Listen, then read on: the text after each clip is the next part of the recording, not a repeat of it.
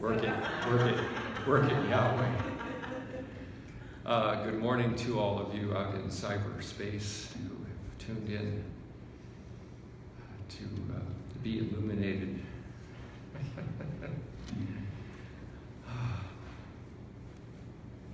So, last week we were talking about compassion and enabling or embodying compassion in our everyday lives. And it occurred to me after I went home last week that there were areas of this that I wanted to touch on that I never got to. So maybe some more compassion today.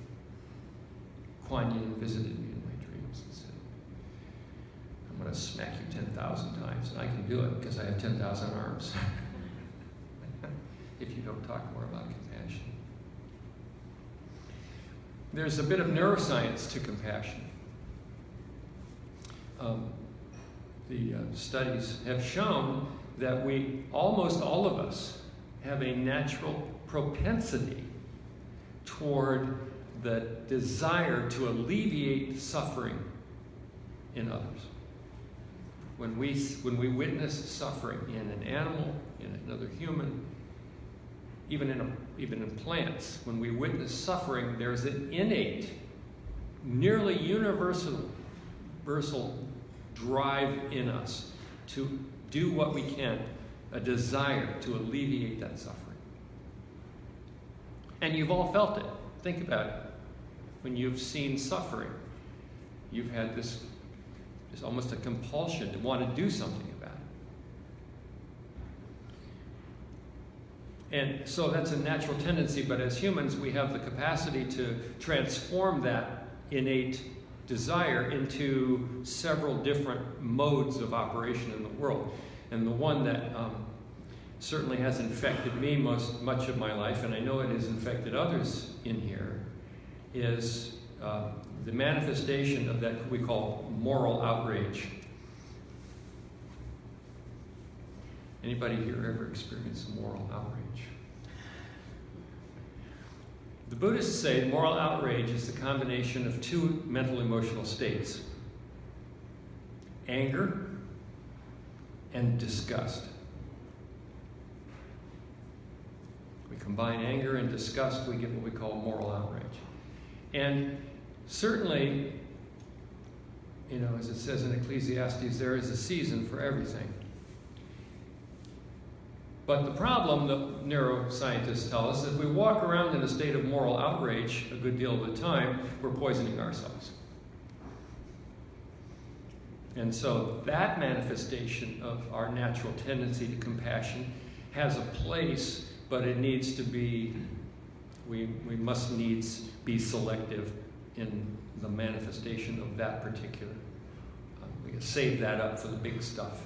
But the problem is we get, for me, my moral outrage comes out on the belt line when some fool, cuts across 2 lanes of traffic without signaling. I go into a state of moral, anger and disgust. And it's wasted because, first of all, there's nothing I can do about it. And secondly, it's not that big a deal. So that's what I'm working on, the temperance of the moral outrage. But that is not to diminish the efficacy of compassion as a root desire. In fact, there have been studies done that show that being in a state of compassion, even just a little bit, enhances the immune function. Dr. Richard Davidson did experiments many years ago where went to a local company and everyone in the company was offered flu shots, free, on the company. Everybody got flu shots. Before they got the flu shots, though, they did blood tests on them, and so they let me see, they did before and after blood tests. No, it was, everybody got flu shots. And then the company issued a memo that said, we have free meditation instruction at lunch on Monday. If you're interested, email back. So they took all of the people who had expressed an interest in the meditation instruction and divided them into two demographically equal groups. Group A was told, you've been accepted into the meditation class, show up Monday, lunch will be provided, we'll give you instruction, and then you'll have homework to do. The other group, Group B, was told the meditation class is full, you will be offered an opportunity in 8 weeks to have a second class to handle this group. So the first group met every Monday for 8 weeks with given instructions in the meditations of compassion, loving kindness, and compassion. May all beings be happy, may all beings be peaceful, that kind of thing. And then at the end of the 8 weeks, they were given anonymous evaluations to fill out. One of the questions in the evaluations was, how much time did you actually, they were supposed to practice, I think 30 minutes a day. How much time did you actually spend practicing this meditation? And they were anonymous, so people tend to answer those more or less honestly. And what they found was, on average, people spent about 10 minutes a day doing the meditation. Then they took blood tests from both groups. The group that had been through 8 weeks of meditation, 10 minutes a day on loving kindness, compassion. The other group that had not been through the instruction. And what they found was a significantly higher antibody count in the people who had been through the 8 weeks of meditation, even though all had had flu shots. So the theory, the hypothesis that comes out of this is that meditation on compassion, on loving kindness, actually enhances immune function. There are studies that show it enhances longevity, that people who tend to manifest more compassion tend to live longer and probably happier. One of the things that studies of human behavior have shown is that we spend, as human beings, an inordinate amount of time complaining, either out loud or to ourselves. This ain't right, that ain't right, he ain't right, she ain't right, I ain't right. You know, some level of moral outrage. And the amount of energy we expend doing that is grossly disproportionate to the amount of actual change we are able to affect in the world as a result of it. So the practice is replacing complaint with compassion. So the things, the people, the events, the ideas, the energies that we complain about, and if we actually sat down and started to make a list of all the things we complain about, we would go on for some time. If we could replace all of that activity, all of that mental, emotional activity with the practice of compassion, how much more vital, healthy, energetic, potent, and healthy we would be. And so there's a simple exercise which I picked up from folks who've been through the School of Spiritual Psychology in Milwaukee. And it's called, When I Try On Being You. When I try on being you. When I try on being you. So this is an act of empathy. Empathy and compassion are not the same, but empathy is an ingredient in compassion. So, because compassion involves some level of understanding, right? So typically what happens is when we see people, when we encounter ideas, when we get certain notions and feelings that we don't understand, they seem alien to us, we automatically tend to resist and criticize. We're cynical. We have a cynical bias. And it's served us well. I mean, we've overpopulated the earth. So apparently some stuff we are doing has lent itself to survivability, evolutionary supremacy, even though, ironically, it's could very well be our demise as well. But this cynicism has served us well. However, it really doesn't serve us well, because it limits our potency, it limits the amount of life that we can actually experience and have. So, and when I try on being you, what's the first phase in trying on being you? I have to know something about you. I have to understand something about you. And how can I understand something about you if I won't listen to you? You know, Wayne Dyer, I think, wrote a book. It was called When You Change the Way You Look at Things, the Things You Look At Change. I would offer a corollary to that. When we change the way we listen to things, the things we listen to change. When we change the way we listen to each other, we change each other in the way we listen. Because we've talked about this many times before. Our perceptions are happening through filters, and they ultimately happen in the mind. There's no sound. There's no sound out here. There are by frequencies of energy that we have mechanisms that then send impulses to the brain, and the brain then interprets those as what we call sound. So sound happens in the mind, happens in the brain, happens in those perceptual centers of the brain. So when we consciously shift the manner in which we listen, we create this shift of an angle of perception, right? We mentioned it here before. One of Mondo's laws, a simple shift in 1 degree in an angle of perception changes everything. A simple shift in 1 degree in the way we listen to each other changes everything. And when I listen, of course, with my ears and my eyes, because the bulk of communication, verbal communication, happens non-verbally. Right? Body language, facial expressions, and then verbally, intonation, which is why, texts don't work to have an emotional discussion. I am upset with you because.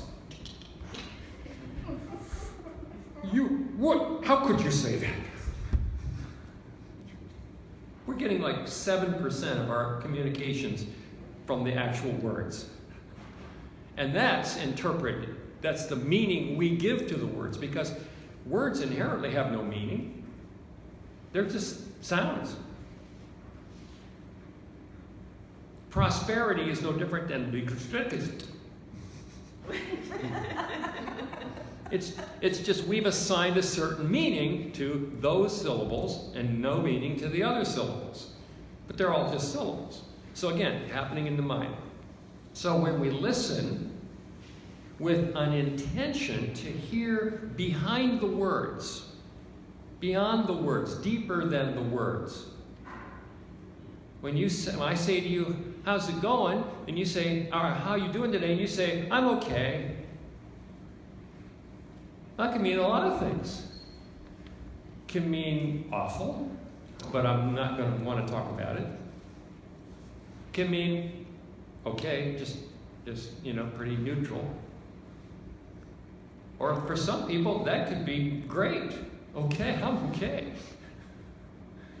So what's really behind the words? Well, we read body language, we read facial expressions, and so we start to get some sense of what energy is behind the words. And so in order to get deeper into the conversation, in order to try on being you, I might ask you the question, so when, what are you feeling that makes you say that? And then you might go, back off. I don't talk about my feelings. In which case I'd go, well, that's very interesting. So what led you to that? So you say, well, it sounds like a therapist. Well, why do you think therapists do what they do? Because they're in the business of compassion. They're in the business of creating some kind of rapport with their client so that they can understand the client, so that they can communicate with the client in a way that actually helps the client to improve their life in some way. Well, you know what? You don't need 6 years of college to do that. All you need is the willingness to practice that in a compassionate way, to ask really meaningful questions to try to understand what's going on with you. What's up for you today? What space have you cleared for your reality today? What filters are in place for you today in terms of how you're feeling and how the world's occurring to you? What meaning are you giving to certain things? Once I start to understand those things, then it's not exactly walking a mile in your moccasins, but it's getting closer. And the very what I'm finding is when we practice this, when we actually practice compassionate listening through compassionate questioning, the people that we're relating to actually do change. Yeah, it's amazing. They change. How did they change? It's me that's changing. I'm changing my way of interacting with people, and yet, somehow or other, those people start to change. And then they change in magnificent ways. They change because what's happening is we're gnawing away at their defenses. We're chipping away. We're sanding down a little bit of the wall that we all put up. A little bit of that protection. We all need a wall with our name on it. Is it so surprising that would be as above, so below? Inside, so outside. Exactly. The microcosm, the macrocosm. We all need a wall to protect us. To protect us from what? From some kind of repetition of some hurt that we've already received. That we received long ago and repeatedly. And so we need to be protected from it. And so, somebody comes probing, knocking on my wall, I'm going to go, back off, dude. Unless I sense, because we are all empaths. We all have these feelers that read energy signatures. If we get our preconceived notions out of the way, if we get our agendas out of the way, and that's a big one, because we all have agendas. We all have outcomes that we're attached to. Part of being compassionate is not being attached to any outcomes. If I come to you with no agenda, other than to understand, to try on being you, so that I can have a deeper understanding of you. When I come to you in that energy signature, you may be cynical at first, but there's some part of that wall that starts to soften. And that opens a door for what we call rapport, the establishment of rapport. Rapport is an actual communication bridge between you and me. And it's unfettered by agenda. Unless you're a salesman, of course. Sales, the first step of the sales process is establish rapport. So that we can get that contract signed. But I'm talking about a no agenda establishing of rapport. The only agenda being that I can try on being you in a real and vital way so that I can understand you. Because when I understand you, when I start to get into your explanation, I start to hear your explanations of what you're feeling, what you're believing, what you're expecting, how the world is occurring for you.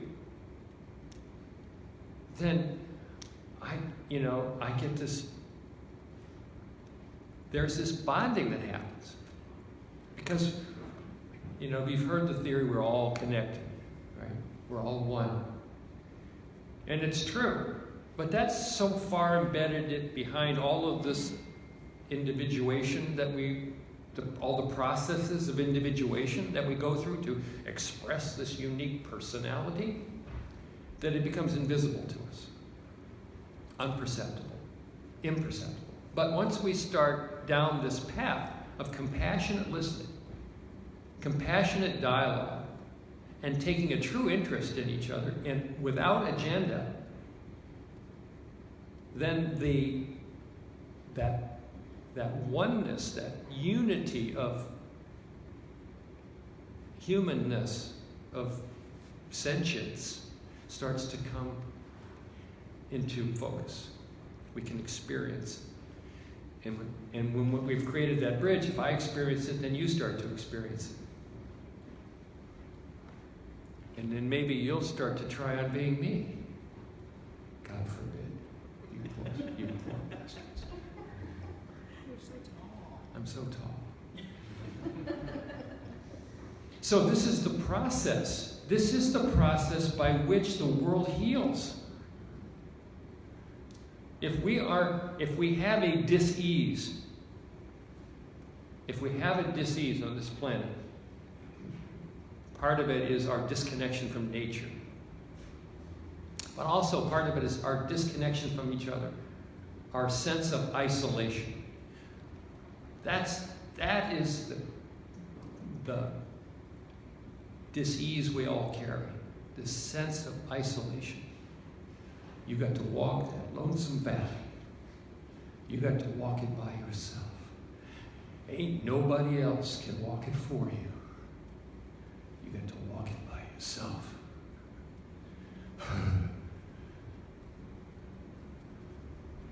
That's cold, man. and you know, when we've had our noses rubbed in that. But the formula for healing this human disease, which maybe this is what the Church of Rome was talking about when they spoke about original sin. If we got into the idea that sin is a mistake or a misconception, the misconception is it's just me, I'm all alone. That's the original misconception. We come into the world and we get infected with that because the world is infected with that. And we spend countless lifetimes trying to work our way out of that puzzle. So here's the formula for the healing of the earth, the healing of humanity, the healing of original sin. We're going to put the Catholic Church out of business once and for all. Bless their hearts. It's through creating an active practice of compassion, of finding ways to listen to each other more compassionately, more purposefully, but without agenda. That's almost an oxymoron, but purposefully in that my purpose is to really understand you better, to be inside to listen my way inside your head far enough that I can try on being you and have it be real. And that's how unity happens. That's how true compassion happens. And that's how fear is replaced by love. Because it's almost impossible to know somebody deeply and hate them. Now, a quick story from my sordid past. Long ago and far away, I was a freshman at Ohio University. And second semester, they had fraternities and sororities had their rush parties. So I went to some rush parties, and I ended up being conscripted by a fraternity. And I pledged the fraternity. It became what they call a pledge. And the pledges were given tasks to do, and we were put through periods of humiliation and all kinds of neat stuff just to test our mettle. But every pledge was assigned an active brother as his big brother. And then every week, all the active brothers would meet, and they would bring up the pledges' names one at a time, and they would pass this bucket around, and everybody had a white ball and a black ball.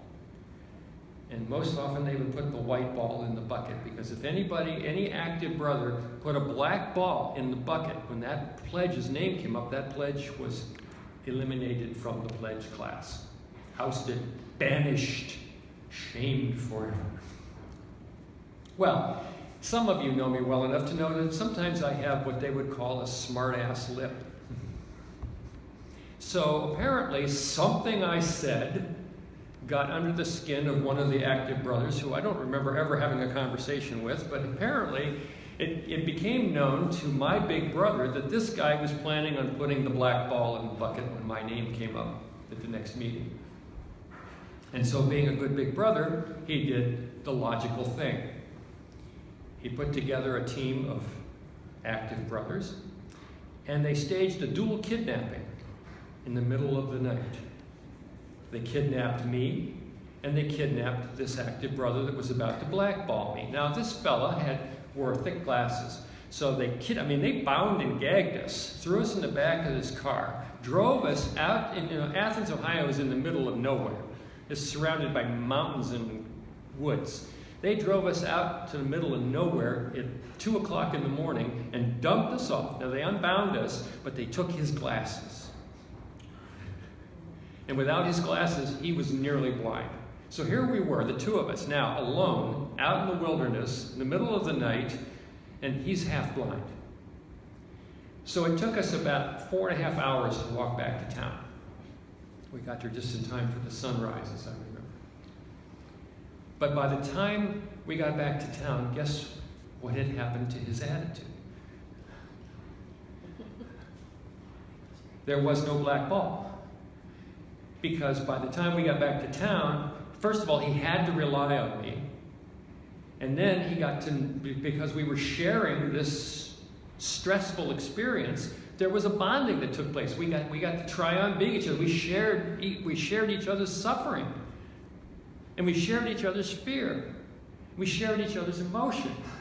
And we got to talk to each other. We got to share stories about our childhood and that kind of stuff.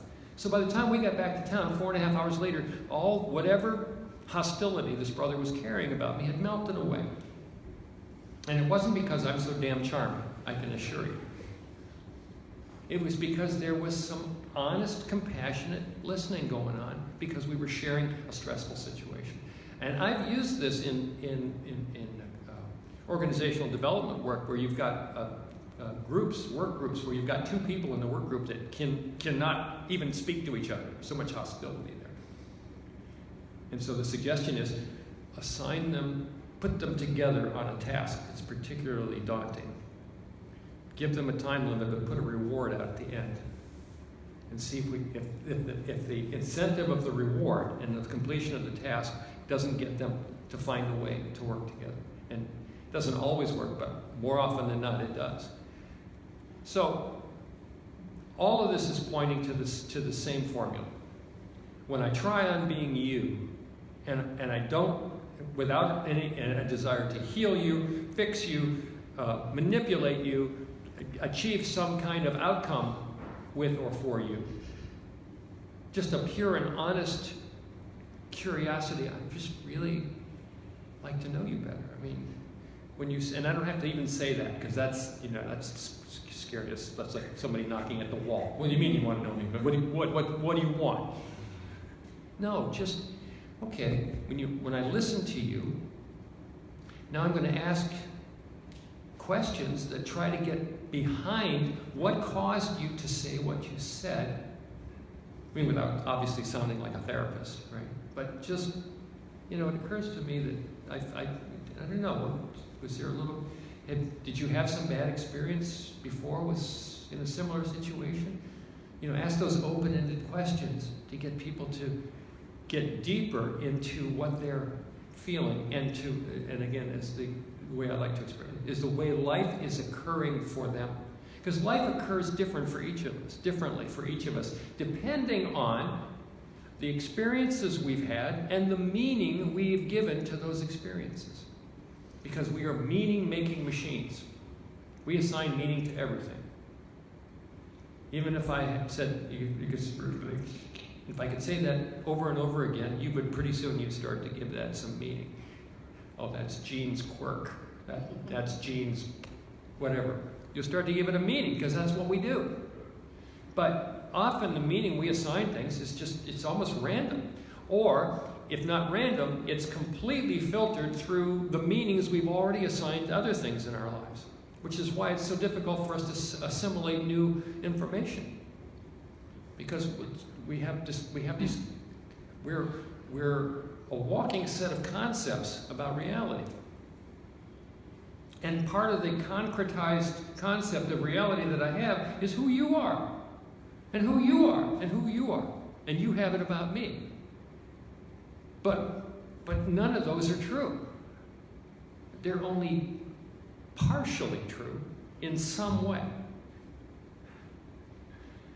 So through inquiry, through compassionate inquiry, and the ability to listen completely and compassionately without agenda, we dissolve the walls that keep us separate, and we begin to create a true sense of community through communion with each other.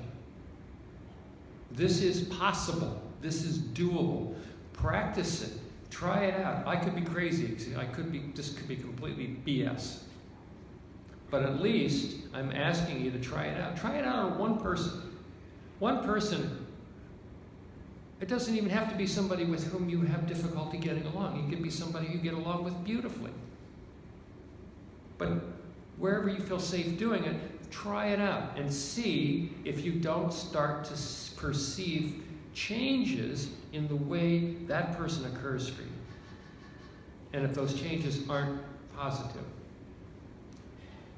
This is possible. This is doable. This is how we're wired up. And it will create a level of compassion that we've never had before, which will enhance our immune function, will extend our lifespan, will enrich and prosper our lives. That's the promise. So, you have your homework. There will be a quiz on this next week. Thank you. Good night, Mrs. Dravkin, wherever you are.